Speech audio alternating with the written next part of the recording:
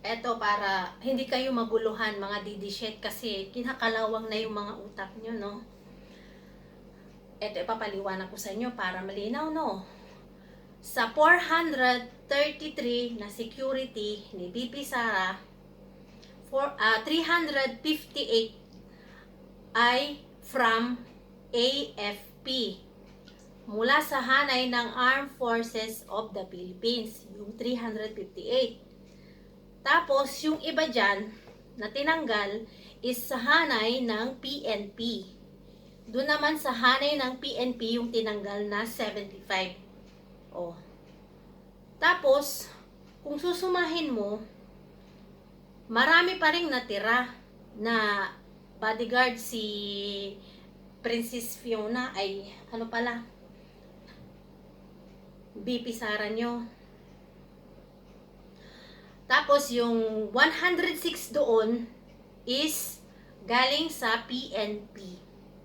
Yung 106 PNP yon, yung combination ng 433.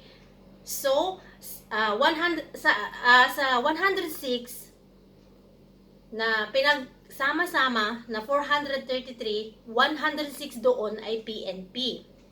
O, dito tayo pumunta sa 106 na PNP.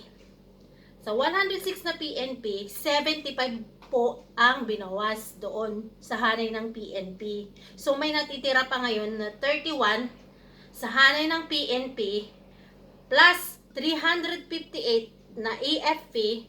Kwentahin nyo kung magkano pa ang natira. Di meron pang 300 something. 360 like that. Plus, grabe naman to si Sara, oy.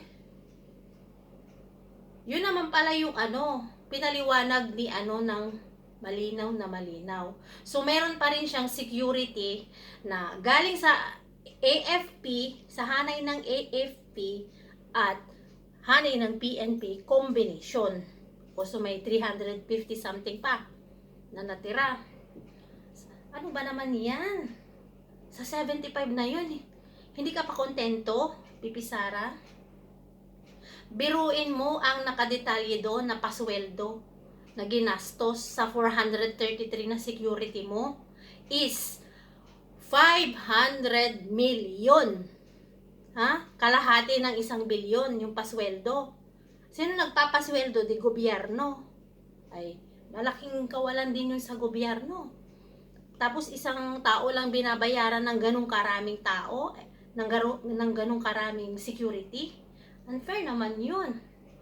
So, sa 75 na tinanggal na PNP, dineploy sa ibang area. Kasi kulang nga sila sa tauhan. Nangangailangan ng seguridad sa labas. Yung mga taong bayan. Ayun ako naman.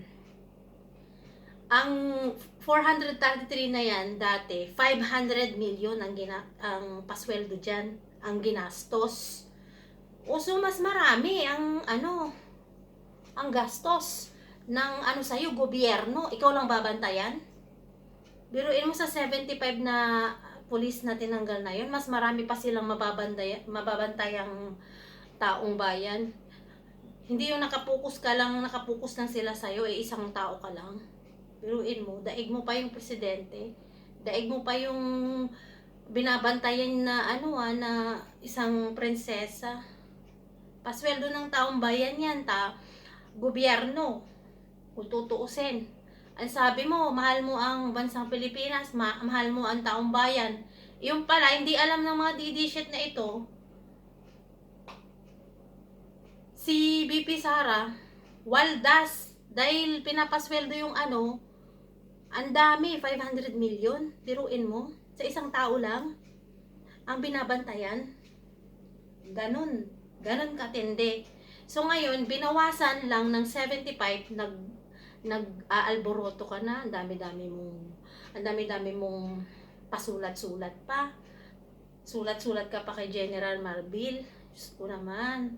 Akala namin noon, konti na lang ang natira dahil mga pala. Yung pala, 300 plus pa palang natira.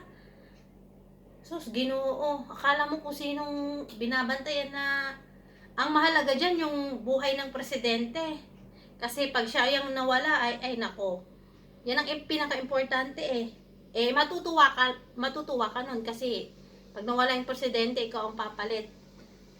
Gustong-gusto mo yun di ba? Pero mas daig mo pa yung presidente dahil ang dami mong bantay, isang batalyon.